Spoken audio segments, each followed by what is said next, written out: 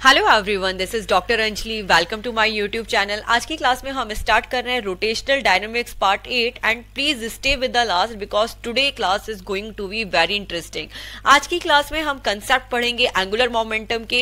Angular momentum का torque के साथ क्या रिलेशन होता है, इनर्शिया के साथ क्या रिलेशन होता है एंड एग्जैक्टली एंगुलर मोमेंटम का कंजर्वेशन क्या होता है। तो यही सारे कंसेप्ट को हमें आज की क्लास में स्टडी करना है। But the basic problem is कि अगर हमें मोमेंटम 9th-10th में जो हमने पढ़ा था, एक वर्ड यूज किया होगा, अगर वही नहीं आता है तो हम 12th क्लास का मोमेंटम कैसे समझेंगे? Am I right? And of course हमें इसका तो रिलेशन भी फाइंड आउट करना है, इनर्शिया के साथ भी, टॉर्क के साथ में भी। तो the conceptual part should be very strong. तो हम क्या करेंगे, we will not take from the last side. Okay, हमें क्या करना है, केवल ऐसा नहीं है कि केवल 12th का वाला पढ़ना है, हमें सबसे पहले मोमेंटम के कंसेप्ट क्लियर करने हैं। तो स्टार्ट करते हैं एंगुलर मोमेंटम, और जिसे हम बोलते हैं moment of linear momentum also. Okay, तो if I talk about momentum, ठीक है, क्योंकि दो टर्म्स होती हैं, कुछ टर्म्स लीनियर में होती हैं और कुछ रोटेशनल में होती है। तो बेसिक हम मोमेंटम को समझते हैं सबसे पहले लीनियर की फॉर्म में कि एग्जैक्टली मोमेंटम होता क्या है। तो एक एग्जांपल के थ्रू समझते हैं। सबसे पहले मैं आपसे पूछती हूँ कि बेटा शिप का मोमेंटम ज्यादा होता है या साइकिल का मोमेंटम ज्यादा होता है? ओके, तो मोस्ट ऑफ स्टूडेंट बोलेंगे, ऑफ कोर्स आंसर देते हैं क्लासेस के अंदर कि नहीं मैम शिप का मोमेंटम ज्यादा होता है। क्यों? क्योंकि आपने मोमेंट को कंपेयर किया केवल मास से, जबकि मोमेंटम का फॉर्मूला क्या होता है? मोमेंटम को डिनोट करते हैं पी से। किससे डिनोट करते हैं? पी से। एंड इसका फॉर्मूला क्या होता है? Mass into velocity. ओके, इसका फॉर्मूला क्या है? Mass into velocity. तो इट्स टोटली डिपेंड कि मास के साथ साथ में वेलोसिटी भी कितनी है। अगर आपको मैंने पूछा बेटा शिप तो रुका हुआ है, शिप तो मूव ही नहीं कर रहा है, तो मोमेंटम क्या हो जाएगा? जीरो हो जाएगा। और साइकिल बहुत फास्ट स्पीड से मूव कर रही है तो उसके पास मोमेंटम हो सकता है। ओके, तो what is momentum? Force for a small time. Now you can से कि मैम आपने मोमेंटम का फॉर्मूला बताया है मास इनटू वेलोसिटी। मोमेंटम का फॉर्मूला क्या है? Mass into velocity. बट इसमें ये क्यों लिखा है force for a small time? Force for a small time. तो देखो हम क्या करते हैं बेटा, मोमेंटम एक फोर्स ही होता है, लेकिन जब ये फोर्स बहुत थोड़े से टाइम के लिए लगता है। एक जस्ट एग्जांपल, कोई क्रिकेटर है, उसने बॉल मारी, बॉल नीचे से ऊपर गई, ठीक है, नीचे से ऊपर गई तो उसका मोमेंटम इंक्रीज हुआ, फिर मोमेंटम कांस्टेंट हुआ, फिर ऊपर से नीचे आती है तो इसके बाद मोमेंटम फिर से इंक्रीज होता है। तो ये सब कुछ क्या है, बहुत फास्ट टाइम के लिए हो रहा है, कुछ सेकंड्स लगते हैं। तो यहाँ पे हम क्या करते हैं, टाइम को कंसीडर नहीं करते। अब मैं आपको इसे मैथमेटिकली प्रूव करके दिखाती हूँ कि ऐसा क्यों लिखा गया है force for a small time. तो देखो फोर्स का फॉर्मूला क्या होता है? Mass into acceleration. सबने पढ़ा है, सबने पढ़ा है, मास इंटू एक्सेलरेशन। इस एक्सेलरेशन को ही हम क्या लिखते हैं? Velocity upon time. एक्सेलरेशन को क्या लिखा जाता है? Velocity upon time. तो देखो ये जो मास इनटू वेलोसिटी है, इसी को तो बोला जाता है मोमेंटम, और ये क्या हुआ? P upon T. तो देखो अगर हम इक्वेशन कंपेयर करें, अगर हम इक्वेशन कंपेयर करें दोनों की, ये जो दोनों इक्वेशन है, P equal to m into v, momentum equal to mass into velocity, and ये फोर्स की जिसकी इक्वेशन क्या है? Mass into velocity upon time. तो दोनों में क्या डिफरेंस है? केवल इतना सा डिफरेंस है कि यहाँ पे मास और वेलोसिटी है एंड यहाँ पे मास वेलोसिटी के साथ साथ टाइम भी है। तो that's why we can say कि कोई भी फोर्स लग रहा है जो बहुत थोड़े से टाइम के लिए लग रहा है, उसे हम क्या बोलते हैं? मोमेंटम बोलते हैं। ठीक है, तो ये तो हमने लीनियर मोमेंटम पढ़ा जो हमने 9th-10th क्लास में करना था। अब हम आते हैं एंगुलर मोमेंटम, जो हमें कहां पढ़ना है? रोटेशनल डायनामिक्स के अंदर पढ़ना है। किसमें पढ़ना है? रोटेशनल डायनामिक्स के अंदर। तो देखो जो एंगुलर मोमेंटम होता है उसे क्या बोलते हैं? Torque for a small time. अब यहाँ पे ये टॉर्क क्यों आया और टॉर्क का क्या मतलब है? तो देखो बेटा कोई भी बॉडी पे जब लीनियर फोर्स लगता है, लीनियर फोर्स लग रहा है, तो उसको तो हमने बोल दिया सिंपल सा फोर्स। बट कोई रोटेशनल फोर्स लगता है ना, कि कोई बॉडी है वो रोटेशनल पाथ में मूव कर रही है, और उसके लिए जो आप फोर्स लगा रहे हो उसी को हम क्या बोलते हैं? टॉर्क बोलते हैं। ठीक है, तो जो ये एंगुलर फोर्स है, जो ये एंगुलर फोर्स है, इसी को हमने क्या बोला है? टॉर्क बोला है। तो कोई भी टॉर्क लग रहा है स्मॉल टाइम के लिए, उसे हम क्या बोलते हैं? एंगुलर मोमेंटम बोलते हैं। अब देखो इसका फॉर्मूला कैसे लिखते हैं एंगुलर मोमेंटम का बेटा, because of first of slide is very important. केवल यही स्लाइड है जो सबसे ज्यादा इंपॉर्टेंट है। अगर ये स्लाइड आपको समझ नहीं आई तो आगे की कोई भी न्यूमेरिकल, कोई भी डेरिवेशन आपको नहीं समझ आएगा। और अगर जिसको फर्स्ट स्लाइड समझ आ गई तो आगे की स्लाइड्स उसके लिए केवल चुटकियों का काम है, 5 मिनट का काम है। इसलिए इस फर्स्ट स्लाइड पे बहुत फोकस करना। ओके, अब देखो यहाँ पे एंगुलर मोमेंटम का फॉर्मूला कैसे लिखा है। तो एंगुलर मोमेंटम को, लीनियर मोमेंटम को P से रिप्रेजेंट किया, एंगुलर मोमेंटम को L से रिप्रेजेंट कर दिया। ओके अब देखो मास को हम किससे रिप्लेस करते हैं, मास को किससे रिप्लेस करते हैं, इनर्शिया से, और लीनियर वेलोसिटी को किससे रिप्लेस करते हैं, ओमेगा से। तो यहां से हमारे पास एंगुलर मोमेंटम का फॉर्मूला आया I into omega. Okay in the same वे अब हम लिखते हैं मास और वेलोसिटी की फॉर्म में, तो मास और वेलोसिटी की फॉर्म में क्या होता है, एंगुलर मोमेंटम में आर भी आ जाता है, बिकॉज ऑफ अगर आप रिलेशन देखोगे, एंगुलर मोमेंटम में और लीनियर मोमेंटम के क्या रिलेशन होता है, एंगुलर मोमेंटम में और लीनियर मोमेंटम में क्या रिलेशन होता है, लीनियर मोमेंटम के साथ आर हो जाता है। तो this is formula L equal to P cross r, क्या होता है, L equal to P cross r. In the same way अगर हम यहाँ पे देखें टॉर्क में और फोर्स में क्या रिलेशन है, टॉर्क में और फोर्स में क्या रिलेशन है, तो torque equal to F into are. Okay तो ये कंसेप्ट आपको समझ में आया, this is the basic difference between linear momentum and angular momentum and the force and the torque. Okay तो यहां से ये सारे फॉर्मूले हमें समझ में आ गए। L इक्वल टू क्या है, P इंटू आर, P की जगह पुटअप किया M इंटू V, तो यहां पे हमें मिल गया एंगुलर मोमेंटम का एक formula M into V into are. Okay तो these all formulas are very very important. आप लोगों को एक एक फॉर्मूला याद होना चाहिए, रटना नहीं है, समझ के करना चाहिए, क्योंकि इसी पे बेस्ड आगे आपको न्यूमेरिकल मिलने। Now our next topic is expression of angular momentum in terms of moment of inertia। तो देखिए हमें करना क्या है, यहाँ पे एक रिजिड बॉडी लेनी है and we have to assume ये क्या है, ये रिजिड बॉडी रोटेशनल पाथ में मूव कर रही है, ये इसकी एक्सिस है रोटेशनल पाथ के। अब देखिए इसका बेसिकली कंसेप्ट समझते हैं कि जैसे हम लोगों ने लीनियर मोमेंटम में रिलेशन फाइंड आउट किया था कि जो लीनियर मोमेंटम है उसका फॉर्मूला क्या होता है, मास इनटू वेलोसिटी का। तो लीनियर मोमेंटम जिसे हम P से डिनोट करते हैं एंड M को मास से डिनोट करते हैं। In the same way we have to find relation between the angular moment and moment of inertia, L and I में रिलेशन फाइंड आउट करना है। देखिए this is very simple thing कि अगर कोई बॉडी है मूव कर रही है तो बेसिकली उसमें मास है, तो एंगुलर टर्म में अगर वो रोटेशन पाथ में है तो ऑफकोर्स क्या होगा, उसमें इनर्शिया होगा। इट्स वेरी सिंपल, ठीक है। इन द सेम वे अगर कोई बॉडी मूव कर रही है इधर से उधर, उस पर कोई फोर्स लग रहा है तो ऑफकोर्स उसके पास मोमेंटम भी है। इन द सेम वे अगर कोई बॉडी रोटेशनल एक्सेस पे रोटेट हो रही है, अपनी एक्सेस पे रोटेट हो रही है, तो उसके अंदर क्या होगा, कुछ ना कुछ इनर्शिया होगा, साथ में उसका कुछ ना कुछ एंगुलर मोमेंटम होगा। तो इन्हीं चीजों को हमें क्या करना है, यहाँ पे कैलकुलेट करना है, किसको, L एंड I को, कि दोनों के बीच में क्या रिलेशन है।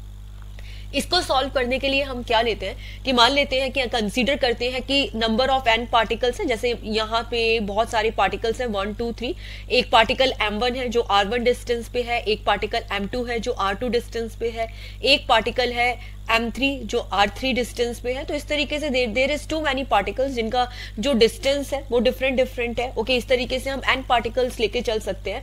अब जैसे ही ये पार्टिकल्स अपनी एक्सिस पे रोटेट होते हैं, जैसे ये पार्टिकल अपनी एक्सिस पे रोटेट होते हैं तो ऑफकोर्स उन सारे पार्टिकल्स में क्या होगी, कोई ना कोई एंगुलर स्पीड होगी।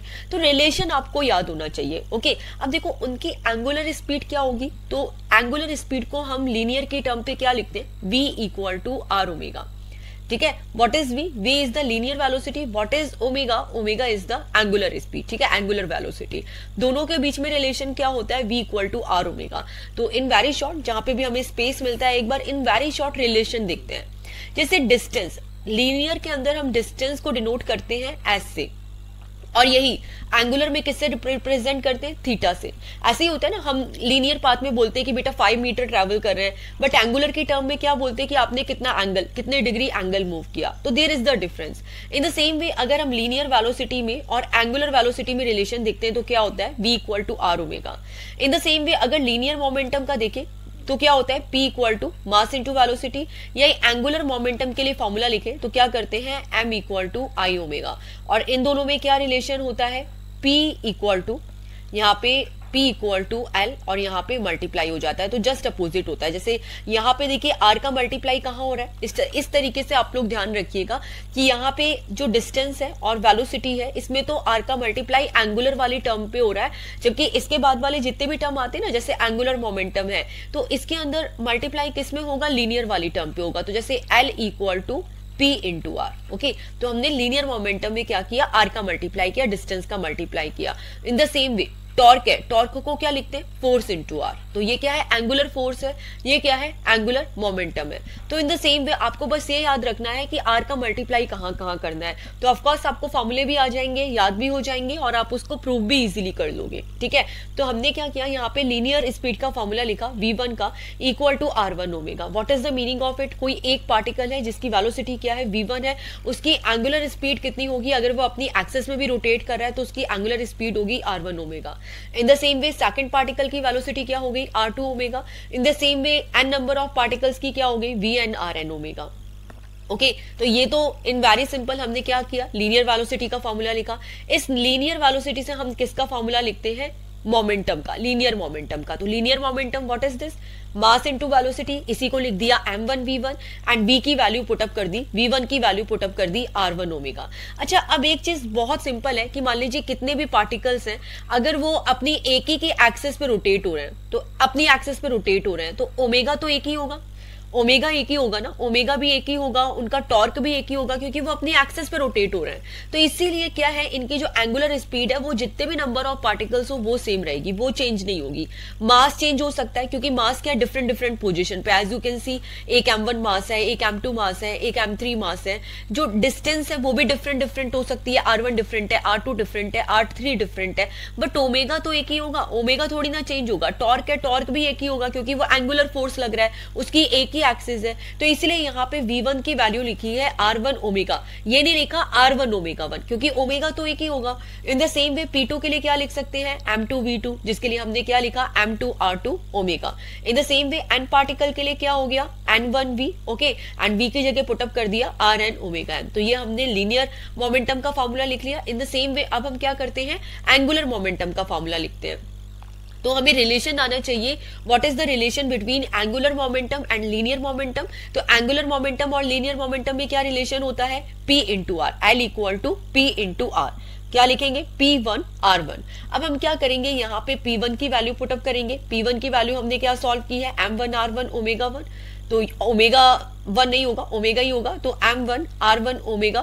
तो as you can C R1 यहाँ पे भी है तो क्या हो गया, R1 स्क्वायर। देखिए यहाँ पे P1 की वैल्यू पुटअप की m1 R1 ओमेगा, तो ये क्या हो गया, m1 R1 square omega. In the same way L2 के लिए P2 R2 m1 R2 square omega. In the same way n particles के लिए Pn R1, ठीक है, तो यहाँ पे हो गया m1 mn rn, क्योंकि n पार्टिकल्स के लिए लिया है तो n आ गया mn rn square omega. Okay, तो ये n पार्टिकल्स के लिए क्या किया हमने, एंगुलर मोमेंटम का फॉर्मूला लिख लिया।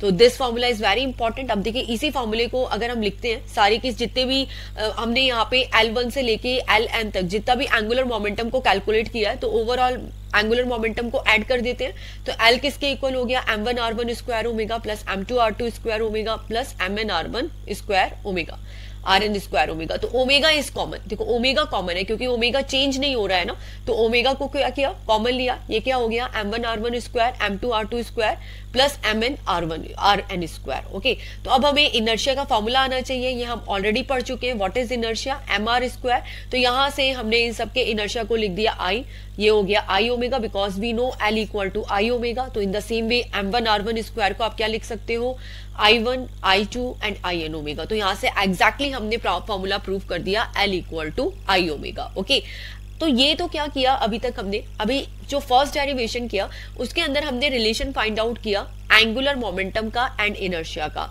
एंड अब हम इनर्शिया का रिलेशन फाइंड आउट करेंगे टॉर्क के साथ। किसके साथ, टॉर्क के साथ। ओके, तो देखिए टॉर्क का रिलेशन फाइंड आउट करने के लिए सबसे पहले ऑफ कोर्स हमें एक्सेलरेशन का और एंगुलर एक्सेलरेशन का रिलेशन आना चाहिए।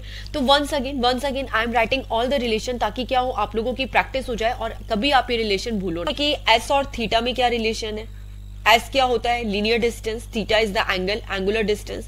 इन the same way linear velocity और एंगुलर वेलोसिटी में क्या डिफरेंस होता है, लीनियर एक्सेलरेशन और एंगुलर एक्सेलरेशन में क्या डिफरेंस होता है। ओके, इसके बाद जैसे हो गया मेन टर्म्स आती है मोमेंटम, तो लीनियर मोमेंटम में और एंगुलर मोमेंटम में क्या डिफरेंस होता है, ठीक है, एंगुलर मोमेंटम को लिखा L। In the same way torque और फोर्स में क्या डिफरेंस होता है, तो जैसे फोर्स में और टॉर्क में क्या रिलेशन होता है, ठीक है, क्या रिलेशन होगा, linear force, this is the angular force. Angular force को ही हम क्या बोलते हैं, टॉर्क बोलते हैं। यही सारी टर्म्स हमने यूज की है। तो आंख बंद करके मैं कुछ टर्म्स ऐसे लेके चलती हूँ एसवी और एक्सेलरेशन के लिए कि रेडियस किस में होती है। रेडियस रोटेशनल टर्म्स में ही होगी ना, तो थीटा क्या है, रोटेशनल टर्म है, तो यहाँ आर का मल्टीप्लाई कर दिया।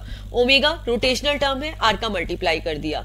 एंगुलर एक्सेलरेशन रोटेशनल टर्म है, आर का मल्टीप्लाई कर दिया। तो इस तरीके से हमने तीनों में रिलेशन फाइंड आउट कर लिया। अब इसके बाद वाले जितनी भी टर्म्स है ना, उसमें अपोजिट होता है, उसमें आर का मल्टीप्लाई होता है लीनियर टर्म्स के अंदर। जैसे एंगुलर मोमेंटम हो गया R into P, angular force हो गया, टॉर्क हो गया आर इंटू एफ। तो इस तरीके से आप इन चीजों को याद कर सकते हो। तो सबसे पहले ऑफकोर्स हमें टॉर्क को लिखना है मोमेंट ऑफ इनर्शिया की टर्म में। तो सबसे पहले हम फोर्स का फॉर्मूला लेते हैं, फोर्स का फॉर्मूला लेते हैं। ठीक है, फोर्स क्या होता है, मास इंटू एक्सेलरेशन। ठीक है, अब ये जो एक्सेलरेशन है ना, यहाँ पे ये जो एक्सेलरेशन है इसे ही एंगुलर फॉर्म में लिखेंगे।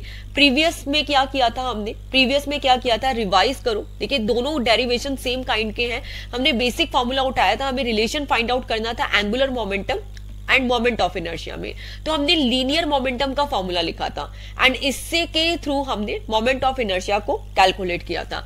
इन द सेम वे अब हम किसका फॉर्मूला लिखेंगे, फोर्स का फॉर्मूला लिखेंगे एंड इसके थ्रू टॉर्क को कैलकुलेट करेंगे। ओके, तो देखो यहाँ पे एक्सेलरेशन है, तो अब हमें रिलेशन फाइंड आउट करना है एक्सेलरेशन में और एंगुलर एक्सेलरेशन में क्या रिलेशन होता है। तो यहाँ पे एज वी ऑलरेडी सा, this is the linear acceleration and the angular acceleration में हमने आर का मल्टीप्लाई कर दिया, तो these both terms are equal।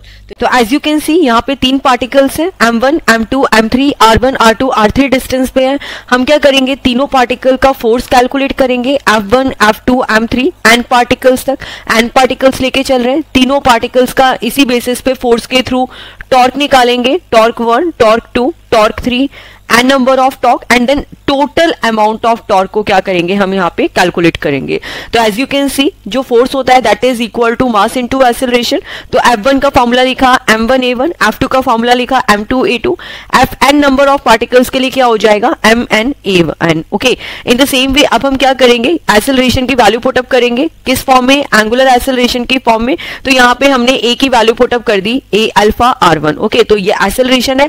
तो as you guys know very well कि देखो जो लीनियर एक्सेलरेशन क्या होता है, जिसके थ्रू पार्टिकल क्या है, आगे बढ़ रहा है, एंड एंगुलर एक्सेलरेशन जिसके थ्रू पार्टिकल अपनी एक्सिस पे रोटेट हो रहा है। ओके, तो यहाँ पे alpha will be common, angular acceleration common होगा क्योंकि इसके थ्रू रोटेट हो रहा है एंड सारे की सारे पार्टिकल्स अपनी एक ही एक्सिस पे रोटेट हो रहे हैं ना, तो angular acceleration will be common. ठीक है, वो कोई चेंज थोड़ी ना होगा। तो इन दिस वे हम लोगों ने यहाँ पे क्या लिखा, a1 के लिए अल्फा r1, A2 के लिए अल्फा R2, क्योंकि as you can C R2, R3, R1 तो चेंज हो रहा है, डिस्टेंस चेंज हो रही है, but angular acceleration will not change. In the same way N particles के लिए क्या हो गया, m1 अल्फा Rn। तो यहाँ पे हमने क्या किया, A की वैल्यू पुटअप करी alpha R। What is alpha, angular acceleration. ठीक है, तो A की वैल्यू पुटअप कर दी। अब हमारे पास f1, f2, fn की वैल्यू आ गई। इससे क्या करेंगे, हम टॉर्क को कैलकुलेट कर लेंगे। क्या कैलकुलेट करेंगे, टॉर्क को कैलकुलेट कर लेंगे। तो टॉर्क को टो से डिनोट करते हैं, तो यहाँ पे टो का फॉर्मूला क्या हुआ, and we know very well torque में और फोर्स में क्या रिलेशन है, नहीं भी पता है तो आपको याद होना चाहिए। टॉर्क में और फोर्स में रिलेशन होता है torque equal to F into are. Okay, तो यहाँ पे हमने फोर्स की वैल्यू पुटअप करी। फोर्स की वैल्यू क्या है, टॉर्क 1, टॉर्क 2, टॉर्क 3, तीनों बॉडीज है, तीनों का टॉर्क कैलकुलेट करेंगे and then overall torque calculate कर लेंगे। ओके, तो टॉ 1 जो मतलब एक बॉडी का टॉर्क है कितना हो जाएगा, F1 R1। यहां से F1 की वैल्यू पुटअप करी, m1 alpha R1 and 2 times R आएगा। कैसे आएगा कि देखिए यहाँ पे F1 की वैल्यू पुटअप करी, कितनी है, m1 अल्फा R1 और ये है R1। तो R1 इंटू R1 क्या हो गया, R1 स्क्वायर। तो ये हो गया हमारा m1 alpha R1 in square. In the same way torque 2 कितना हो गया, F2 R2। इससे हमें क्या मिला, m2 alpha R2 square. In the same way third body के लिए टॉर्क कैलकुलेट करेंगे एन बॉडीज के लिए। ठीक है, एन बॉडीज के लिए क्या हो जाएगा, Fn R1 Rn। तो यहाँ पे हो गया mn alpha Rn square. Okay, अब हमें क्या चाहिए, टोटल टॉर्क चाहिए। तो हमने क्या किया, सारे के सारे टॉर्क को ऐड कर दिया, टॉ 1, टॉ 2, टॉ 3, कब तक, एन पार्टिकल तक। टॉ 1 की वैल्यू पुटअप करी, m1 R1 स्क्वायर अल्फा। टॉ 2 की वैल्यू पुटअप करी, m2 R2 स्क्वायर अल्फा। टॉ 3 की वैल्यू पुटअप करी, m1 R1 square alpha. Okay, तो इससे क्या हो गया, अब आपके पास एज यू कैन सी कि अल्फा कॉमन है, एंगुलर एक्सेलरेशन कॉमन है, तो इसको कॉमन लिया। And the previous one as you can compare, वहां पे क्या था, ओमेगा कॉमन था, ठीक है, ओमेगा कॉमन था, यहाँ पे क्या कॉमन है, अल्फा कॉमन है, तो m1r1 square, m2r2 square, mn square. Okay, तो now you can see if we see the formula, अगर हम यहाँ पे देखें तो mr स्क्वायर क्या है, mr स्क्वायर क्या है, यहाँ पे इनर्शिया का फॉर्मूला यही होता है, तो दैट इज आई अल्फा। तो ये रिलेशन हो गया किसमें, टॉर्क के अंदर एंड एक्सेलरेशन के अंदर। तो देखिए आपको बेसिक फॉर्मूला भी आना चाहिए, प्रूफ करना भी आना चाहिए। हमने एग्जैक्टली क्या किया, यहाँ पे दो डेरिवेशन किए, दोनों डेरिवेशन में एक में क्या किया हमने, एंगुलर मोमेंटम को इनर्शिया की फॉर्म में लिखा, एंड द सेकंड में हमने क्या किया, जो टॉर्क है इसको इनर्शिया की फॉर्म में लिखा। We can write it directly, किस तरीके से, अगर हम लीनियर मोमेंटम का फॉर्मूला देखते हैं तो वो क्या होता है, मास इंटू वेलोसिटी। हमें किसका फॉर्मूला लिखना है, एंगुलर मोमेंटम का।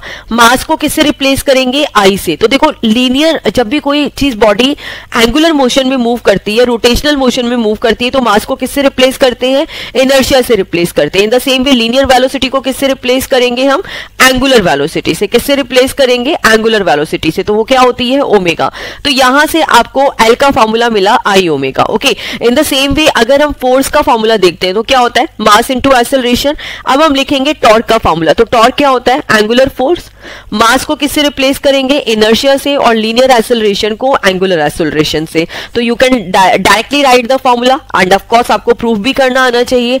एंड ऑफ कोर्स अगर आपको फॉर्मूला आता है तो numerical will be very useful to you. अब हम आते हैं नेक्स्ट टॉपिक पे, कंजर्वेशन ऑफ एंगुलर मोमेंटम। अब देखिए इसका मीनिंग ही क्या है, एक्चुअली होता क्या है बेटा, कोई भी अगर बॉडी सर्कुलर पाथ में मूव कर रही है या रोटेशनल मोशन में मूव कर रही है, तो कोई भी बॉडी है अगर उसके अंदर रोटेशनल मोशन हो रहा है या सर्कुलर मोशन हो रहा है, तो होता क्या है बेटा कि जो काइनेटिक एनर्जी है, मतलब मान लीजिए आपने कोई स्टोन लिया, स्टोन को नीचे से लेके ऊपर तक घुमाना स्टार्ट किया, तो स्टोर्ड एनर्जी होती है ना, जो कोई भी बॉडी में स्टोर्ड एनर्जी, उसे हम पोटेंशियल एनर्जी बोलते हैं। और जब वो मोशन की फॉर्म में होती है, तब हम उसे बोलते हैं काइनेटिक एनर्जी। तो देखिए जैसे ही वो यहां से मूव करना स्टार्ट करेगा, स्टोन जैसे ही वो मूव करना स्टार्ट करेगा, तो यहां पे क्या होगी, काइनेटिक एनर्जी। ओके, एंड जब वो अपनी मैक्सिमम हाइट पे हो जाएगा तो इसको बोलते हैं पोटेंशियल एनर्जी। कुछ इस तरीके से आप इसे याद कर सकते हो कि पोटेंशियल एनर्जी है, उसका फॉर्मूला ही क्या है, mgh। तो जब तक उसने कुछ ट्रैवल ही नहीं किया,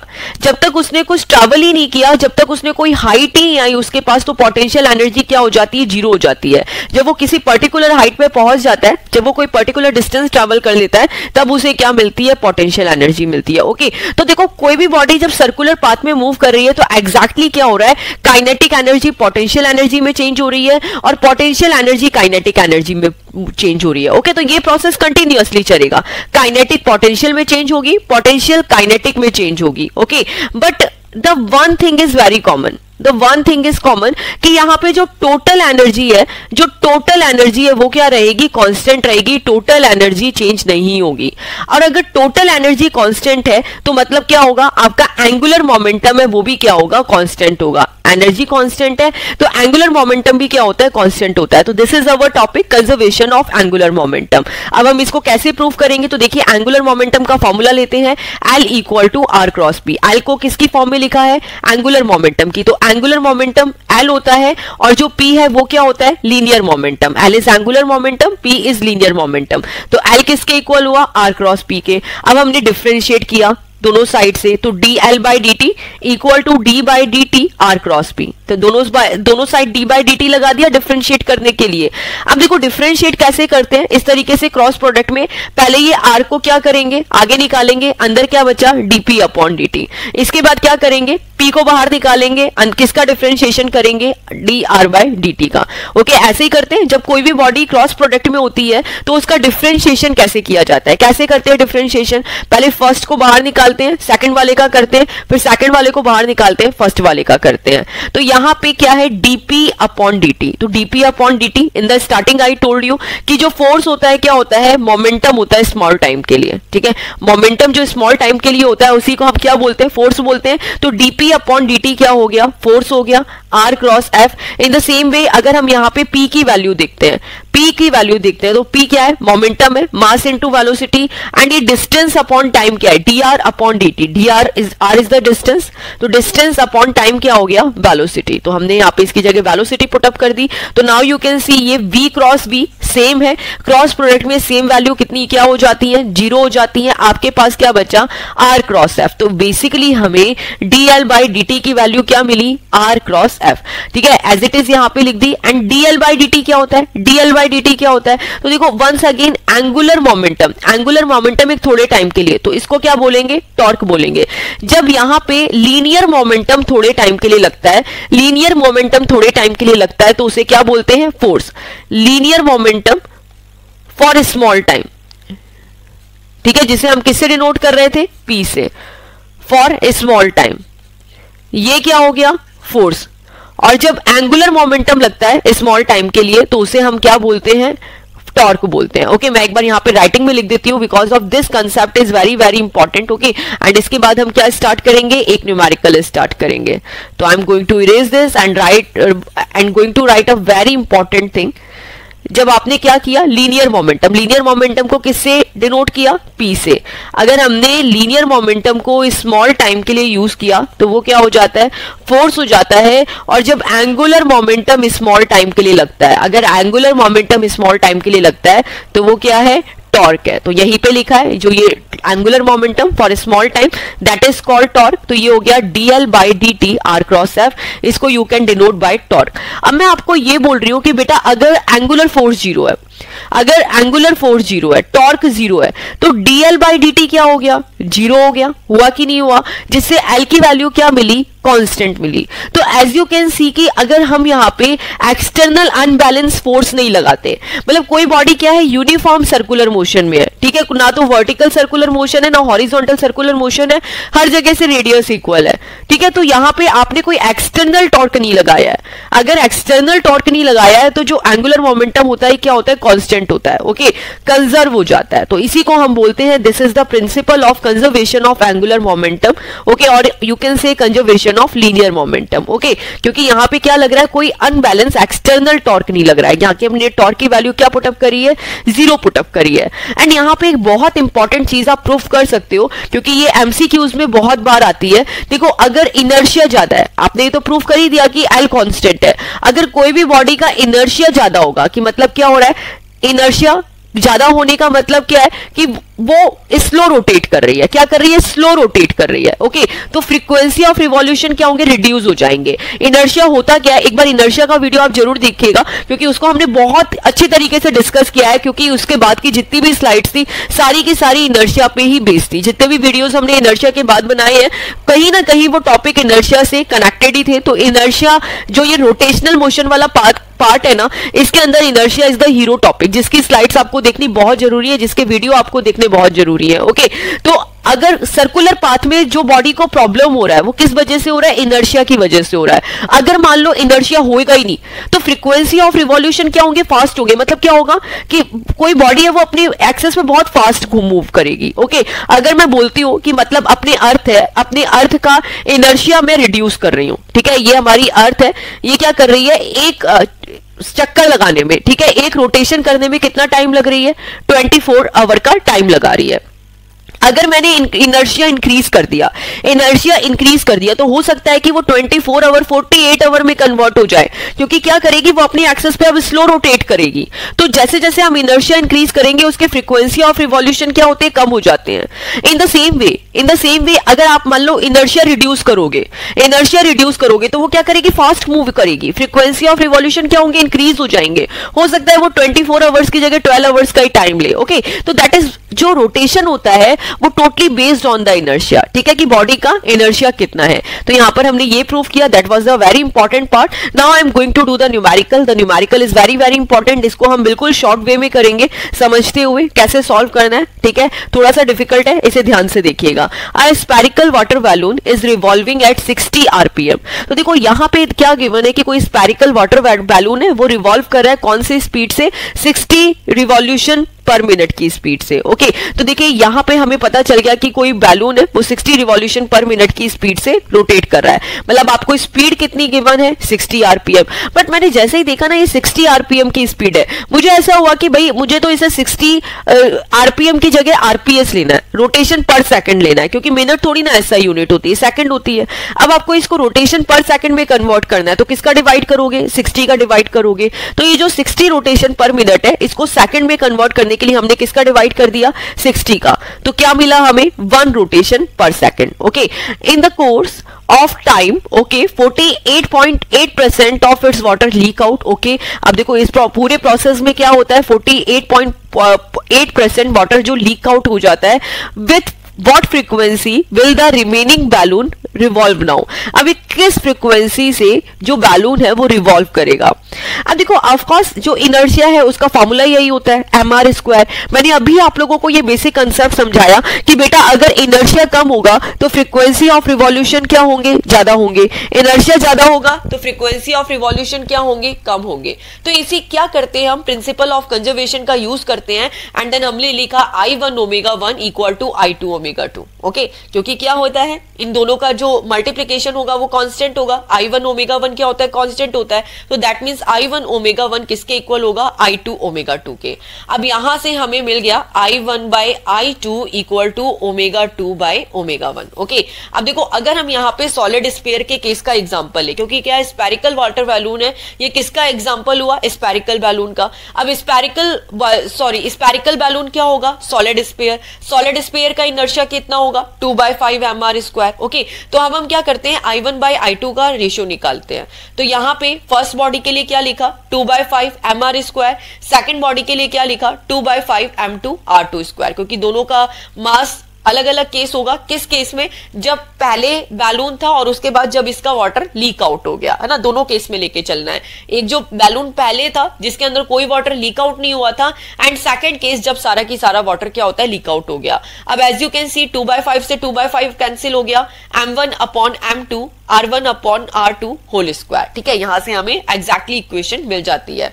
but as we can see कि हमारे पास तो क्या यहाँ पे केवल मास है, क्योंकि हमें केवल इतना बता रखा है कि जो 48.8% है वो वाटर लीक हो रहा है। तो हम क्या कर सकते हैं, मास को तो कैलकुलेट कर सकते हैं, बट रेडियस को कैसे कैलकुलेट करें। तो देखो of course in the board exam and in the competitive exam you are not going to get the same question क्या मिलेंगे आपको, थोड़े से डिफरेंट मिलेंगे। तो अगर कभी ऐसी कंडीशन हो ना कि आपके पास मास हो केवल एंड देन आपके पास रेडियस नहीं हो, तो आप उसको कैसे कैलकुलेट करोगे, इसे बहुत ध्यान से समझना, क्योंकि आगे के क्वेश्चन में this is going to be very fruitful you. Okay, तो हम क्या करेंगे, जो यहाँ पे रेडियस है ना इसको मास में कन्वर्ट कर देंगे। कैसे कन्वर्ट करेंगे, तो 11th क्लास की स्टार्टिंग से ही हम लोग एक डेंसिटी का फॉर्मूला यूज करते हैं। डेंसिटी क्या होती है, मास अपॉन वॉल्यूम। क्या होती है, मास अपॉन वॉल्यूम। ओके, अब यहां से एज यू कैन सी कि वॉल्यूम किसके इक्वल हो गया, वॉल्यूम किसके प्रोपोर्शनल हो गया, मास के प्रोपोर्शनल हो गया। अगर डेंसिटी कांस्टेंट है, डेंसिटी कांस्टेंट है। ओके, अब ये वॉल्यूम को what you can write, volume को what you can write r cube. Volume को क्या लिख सकते हैं, आर क्यूब लिख सकते हैं कि नहीं लिख सकते, क्योंकि चारों साइड से इक्वल है। वॉल्यूम क्या होता है, लेंथ ब्रेथ हाइट, सब कुछ क्या है आर है, तो ये हो गया आर क्यूब। एंड अगर स्फेरिकल का लेते हैं, स्फीयर शेप का लेते हैं, तो क्या होता है 4/3 पाई आर क्यूब। तो ये क्या हो गया, R cube equal to directly proportional to m। अब यहां से आर की वैल्यू आपको क्या मिल गई, m1/3। ओके, एंड हमें क्या चाहिए, यहाँ पे आर स्क्वायर चाहिए, आर स्क्वायर चाहिए, तो आर स्क्वायर क्या हो गया m2/3, यहाँ पे 2 का मल्टीप्लाई कर दिया। तो इस तरीके से हमने वॉल्यूम का फॉर्मूला लिखा एंड उसका m के साथ रिलेशन फाइंड आउट किया। यहाँ पे 4/3 क्यों नहीं लिया, पाई आर क्यूब।